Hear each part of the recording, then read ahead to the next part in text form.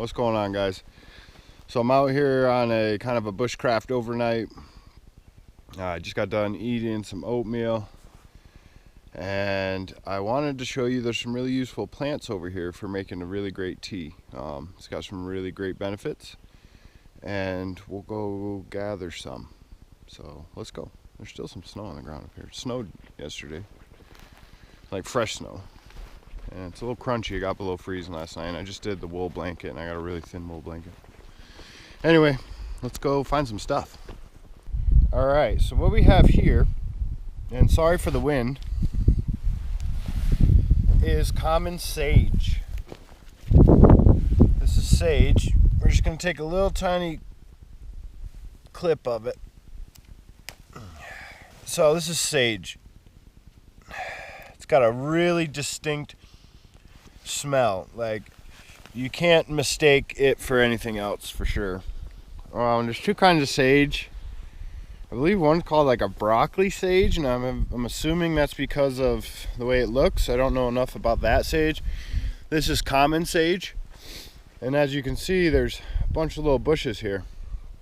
It's been used by Native Americans for a really long time for a lot of things. It's got a very distinct smell. Like I said, it's very fragrant. It's actually really nice to burn in your fire sometimes, especially if there's a lot of bugs around, and it just smells real good.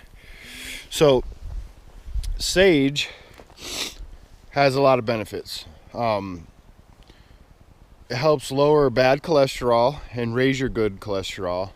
Helps cognitive functions, which actually it's being studied right now for battling Alzheimer's. Besides the brain function, the cholesterol, it also fights menopausal symptoms, so the hot flashes and the irritability. So if you know anybody that wants an all-natural alternative for anything like that, this works for that. So there's a lot of other uses for sage, and I really encourage you to look it up. Those are just some of the ones I know off the top of my head. I actually had a cheat sheet written down with like all of the uses of sage, and I left them in my shop at work. So these are the ones that I know off the top of my head. So we got sage. That's part one of the tea I'm going to make this morning. Second part, we're going to go get it right now. So sage. All right. Now another part of the tea I'm going to make this morning, and something you can use by yourself, I'm going to make a combination of the thing, is pine. So where I'm at, there's just so many different kinds of pine. Almost any pine is good. Again, do your own research. I am not like a leading authority in this. I know enough to do what I'm going to do now. Take some time to research stuff for yourself also. I'm not a leading authority, and I can't say go ahead and do all this. Do it at your own risk. There's no risk of danger, but you know what I mean? It's just use a little bit of wisdom. But anyway, pine, especially we got a spruce here, is the tea that I'm going to make. The amount of pine, just a little bunch of it, actually has as much vitamin C as 4 to 5 oranges. So in 1 cup of tea, I'm getting 4 to 5 oranges worth of vitamin C. It's got vitamin A, and with that high vitamin C count comes a high antioxidant. So it's high in antioxidants. I mean, the benefits, if you really want to know the benefits of what the pine's doing for you, it's the benefits of all that vitamin C. It's also a decongestant. There's a decongestant property to it, so if you got like a runny nose, sinusy thing going on, it'll break mucus up in your chest. So the pine alone, the pine is really great. And there's another thing that I forgot about the sage when I was mentioning it before, is that it's high in vitamin K, and the vitamin K is collagen producing. So the sage, this is one more thing about the sage will actually help you reproduce cells, muscle cells, skin cells. It's good for your skin, it's good for your eyes, it's good for eye health. So the sage has the vitamin K in it. So if you want to know more about that, look up the benefits of vitamin K. But it's good for regeneration, muscle regeneration, skin, eyes. So all the benefits of vitamin K and collagen is another benefit of this. So I forgot about it. So one pine I know is not the greatest and doesn't taste the greatest is lodgepole, and there's a lot of that. So that's why I'm down here in some of these newer growths. So here's some lodgepole right here. You can see these. That's lodgepole. That's what a lot of this is. A lot of that dead standing is lodgepole. Actually, since we're here, this stuff will make your tea a little funky, but it's got really good health benefits too. This is juniper. This is like a shrub juniper. And then there's a Rocky Mountain juniper, which actually grows more like a tree. I think there's one over there. Juniper has some really, really great health benefits. It's actually really good for your skin. If you make a poultice or extract the oils for it, it's actually good for acne and psoriasis and all sorts of skin stuff. So anyway, that's a whole nother story. We'll go over that another time. There's some juniper right here too. So just around my base camp here, I mean, I've got what I need to make a really great tea. I've got some stuff that can treat skin. Another thing about the pine is that it's got an antimicrobial, antibacterial property to it.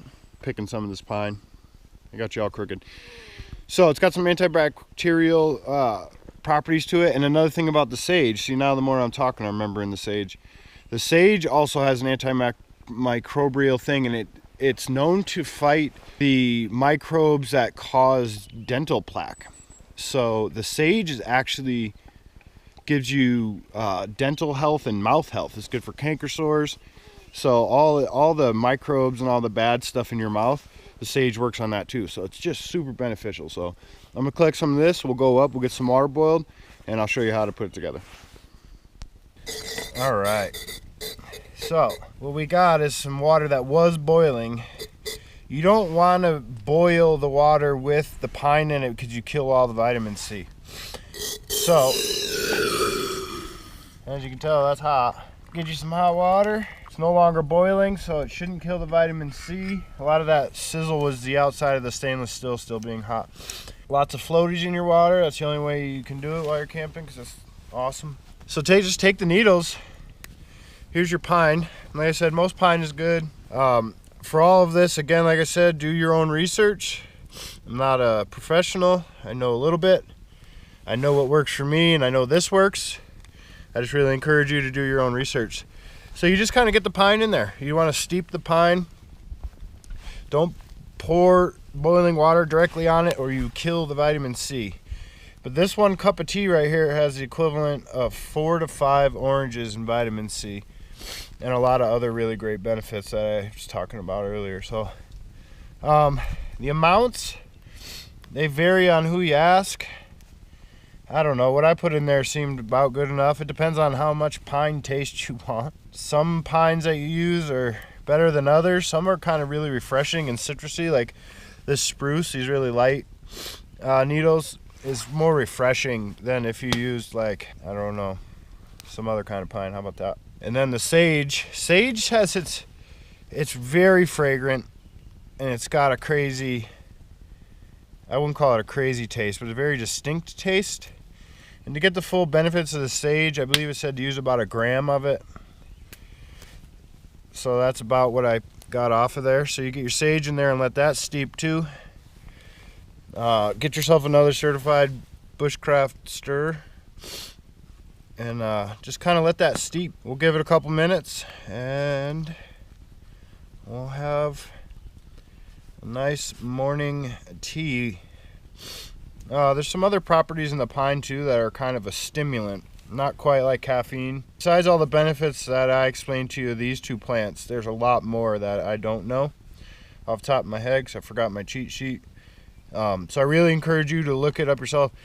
And I encourage you, wherever you are, your area of the country or where you are in the world, is really start looking up what's around you that can be used. I mean, you could be camping right next to some plants that have some really great benefits. Like I said, the sage is now being studied for its benefits with Alzheimer's because of its cognitive benefits. So there's a lot of good stuff out here. I'm just barely scratching the surface. So we'll let this steep and we'll get back at you when I'm drinking it. All right, so that morning sun is now officially up and over that hill. It smells really good, but it smells more like a really nice candle, like you'd want your house to smell like this. So I haven't done the sage mixed in with the pine. I've done the pine plenty of times. It's nice and refreshing, but I haven't done the sage mixed in with it.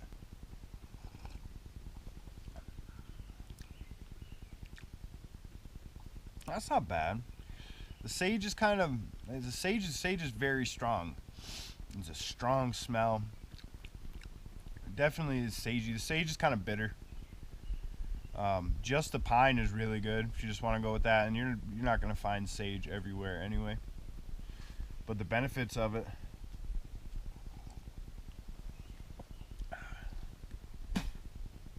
with pulp.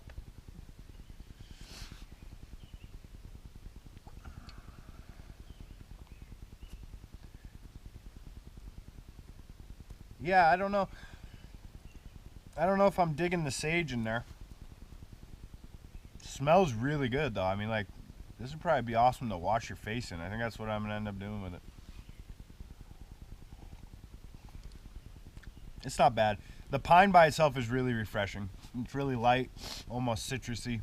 Obviously, it's got some kind of similarity to citrus if it's got that much vitamin C in it. I'm just assuming. But it's almost citrusy. I think I'm actually going to use this to wash my face. It smells really good. It's like astringent almost. Like I said, the sage has really good benefits. It fights the microbial crap that creates plaque. So it's actually got an oral health benefit, the sage. But the pine and the sage both have antibacterial, antimicrobial features to them. So it actually would make a great thing to wash your hands in and wash your face in. So I'm probably going to do that.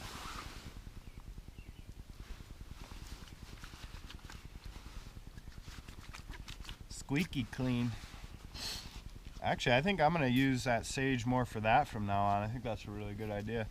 Get a nice, if I had a hot cloth, I think I do.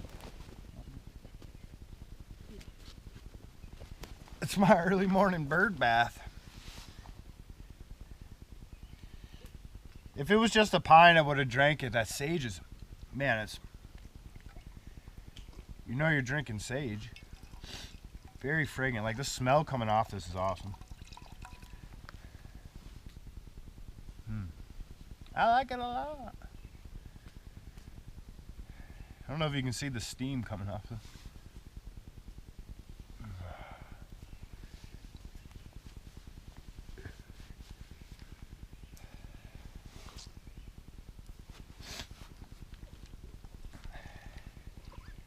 So, benefits of a couple of the plants just kicking around here. Like I said, we walked over that juniper.